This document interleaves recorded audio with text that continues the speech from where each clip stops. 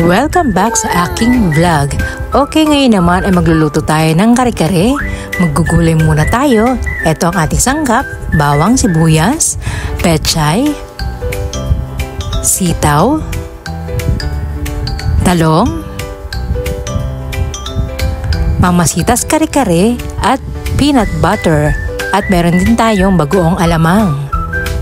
Kalahating kilong liempo. Okay, umpisa na natin. First, syempre, mag-iisa na naman tayo ng bawang, ang hindi mawalang sangkap ng ating pagluluto, at sibuyas. Magigisa muna tayo ng alamang. Syempre, kapag may kare-kare, hindi mawawala ang alamang na dagdag pampasarap sa ating kare-kare. Kapag mapula na ang bawang at sibuyas, ilagay na natin ang alamang at halu-haluin lang natin ito hanggang sa mawala ang tubig ng ating alamang. Okay? And then, pagkatapos lagyan natin siya ng konti lang na suka para mawala naman ang excess na alat nito. Para saktong-sakto lang sa panlasa natin at para iwas na rin sa sakit sa bato. O, diba? Okay. Lagyan din natin siya ng sili para lalo siyang sumarap. Okay? Mekos-mekos ulit. At ayan, okay na ang ating ginisang alamang. Ngayon naman ay magpiprito tayo ng ating talong. At magbablanch naman tayo ng ating sitaw. Sandali lang ang pagbablanch ng sitaw. Masarap kasi dyan ay ang medyo malutong-lutong. So ayan, nahanguin na natin. Okay? Sa parehong kasirola, dito rin natin ibablanch ang pechay. Sa pagluluto naman ng pechay ay saglit lang dahil ito ay madali lang maluto. Ang kare-kare ay isa sa paborito ng karamihan. Kaya kapag ito ang iyong inihain ay siguradong ubos ang kanin. Ito ang ulam na masustansya na masarap pa.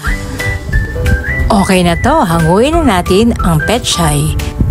At ang isusunod naman natin dito ay ang paggigisa ng ating kare-kare sauce.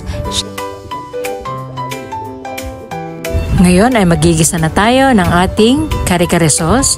Maglalagay tayo ng kaunting baboy at pasisimulan natin sa paggisa ng bawang, sibuyas. Imekos-mekos muna yan insan hanggang sa pumula ang ating bawang at sibuyas. At isusunod na rin natin ang ating pinaka-espesyal na panlasa na alamang. Yan, kulang tayo ng konti para may alat ang ating kare-kare sauce. O, isama na natin ang ating baboy. Okay, ang mamasitas kare-kare na tinunaw natin sa tubig. Okay, halo-halo lang. Pakukulaan natin yan hanggang sa lumapot ang ating sauce. At maglalagay din tayo ng ating peanut butter. Okay. Ito talaga nagpapasarap sa ating kare-kare sauce, ang peanut butter. Yummy! Halo-halo, megus-megus. Pagsama-samahin mo na lahat ng iyong energy sa paghahalo para sumarap ang iyong kare-kare. At kapag ganyan na ang consistency ng iyong sauce ay pwede na yan. So ilagay na natin ang ating mga gulay, sitaw. Isunod na natin ang talong. Yan din ang kagandahan ng kare-kare, makulay at magulay. Ang sabi ni Mang Kaloy ay mayroon pa daw puso ng saging ang kare-kare. Pero hindi ko kasi masyadong type ang puso ng saging kaya hindi ako naglalagay ng puso ng saging sa kare-kare. Ngayon, isunod na natin ang pechay. Ito ang isa sa pinaka-paborito ko, ang pechay.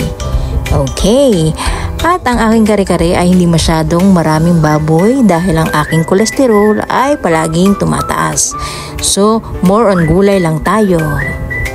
Ayan, ready na ang ating kare-kare.